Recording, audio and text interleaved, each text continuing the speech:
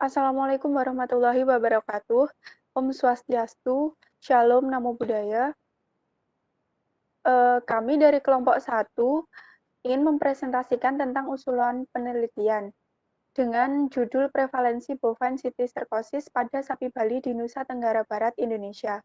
Adapun anggota dari kelompok 1 yaitu Zelia Danila Amaral Guterres dengan NIM 18034, Bravanasta Glory Rahmadiasti Utomo 18047, Komang Ayu Triana Sanjiwani dengan NIM 18049, Nur Baidi NIM 18052, saya sendiri Maharani Lisna Wulandari NIM 18056, dan Matilda Krisnawati NIM 18063. Latar belakang dari usulan proposal ini yaitu bovine cysticercosis adalah infeksi larva Taenia saginata pada sapi sebagai inang perantara dan manusia sebagai inang terakhir. Sapi akan terinfeksi larva cacing pita bila menelan telur dari cacing Taenia saginata yang dikeluarkan manusia melalui feses. Penyakit ini bersifat zoonosis dan tersebar luas di seluruh dunia. Di NTB sendiri, penelitian terhadap prevalensi dan penyebaran cysticercosis masih kurang. Oleh karena itu, penelitian cysticercosis ini dilakukan di NTB. Adapun rumusan masalahnya yaitu bagaimana prevalensi dan penyebaran penyakit. Tujuan penelitian yaitu memberikan informasi, kejadian, dan acuan pencegahan penyakit. Manfaat penelitian mengetahui prevalensi dan penyebaran penyakit. Kerangka konsepnya yaitu hubungan antara faktor resiko dan prevalensi infeksi. Sapi Bali dengan nama Latin Bos sandaicus adalah sapi asli Indonesia yang merupakan hasil domestikasi langsung dari banteng liar, yaitu Bibos banteng.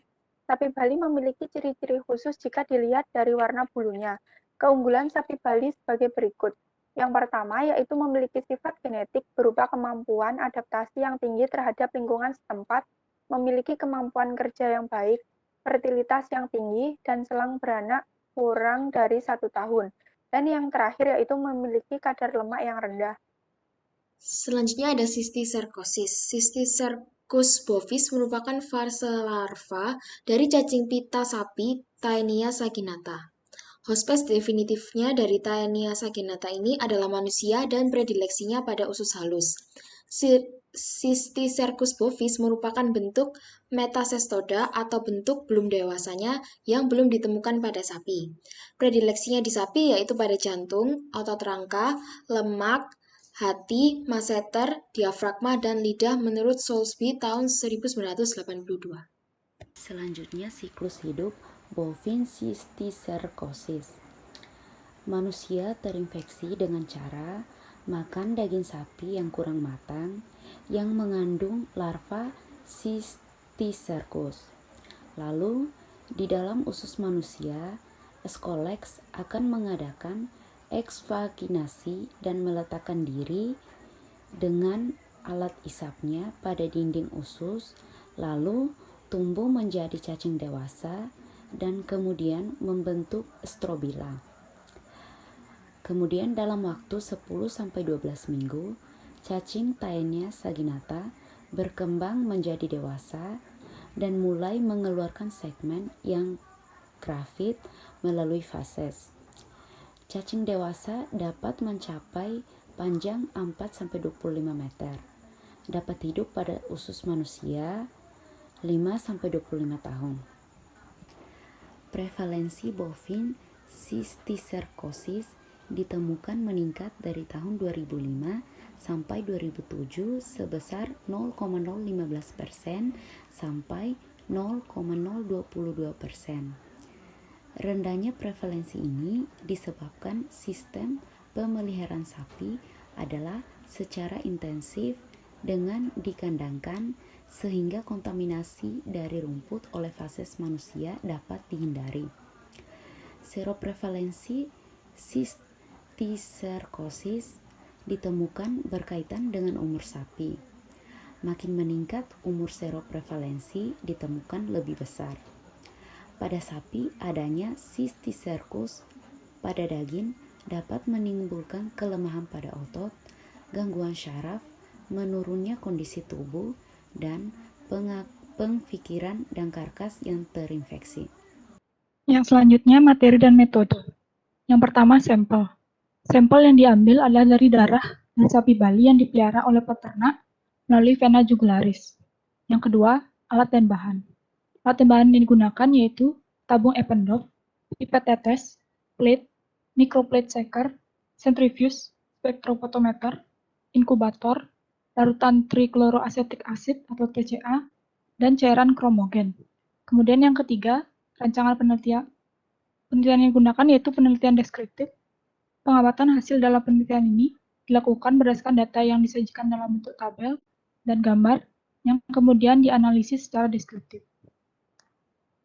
Selanjutnya adalah prosedur penelitian. Pada prosedur penelitian, langkah pertama yaitu persiapan sampel, yaitu serum. Nah, konten positif dan kontrol negatifnya diencerkan dengan larutan TCA di dalam tabung Eppendorf. Nah, setelah itu dia dicampurkan dengan 150 mikroliter serum, lalu kemudian divortex. Lalu kemudian tabung tersebut diinkubasi selama 20 menit pada suhu ruang, lalu divortex kembali. Nah, setelah itu disentrifuge selama 10 menit. Kemudian siapkan tabung Eppendorf yang mengandung 150 mikroliter cairan penetral. Supernatan diambil sebanyak 150 mikroliter dan dipipet ke tabung penetral, lalu divortex kembali dengan baik. Langkah yang kedua yaitu 100 mikroliter sampel dengan pengenceran didistribusikan dalam tiap plate dan diinkubasi pada suhu selama 1 jam di atas microplate shaker. Tersebut dibilas dengan resin solution dengan membolak-balikkan plate. Hal itu dilakukan sebanyak 2 kali dengan hati-hati untuk menghindari pembentukan gelembung pada plate. Setelah dicuci, ditambahkan cairan kromogen.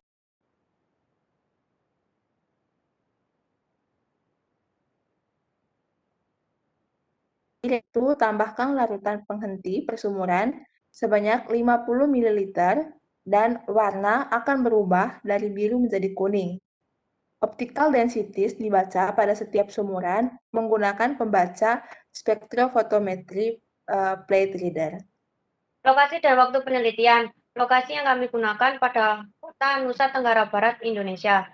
Lalu waktu yang kami gunakan pada tanggal 14 Januari sampai 15 Februari 2021. Sekian presentasi usulan penelitian dari kelompok 1. Kurang lebihnya mohon dimaafkan. Saya tutup dengan para Santi, Om Santi, Santi, Santi, Om. Wassalamualaikum warahmatullahi wabarakatuh.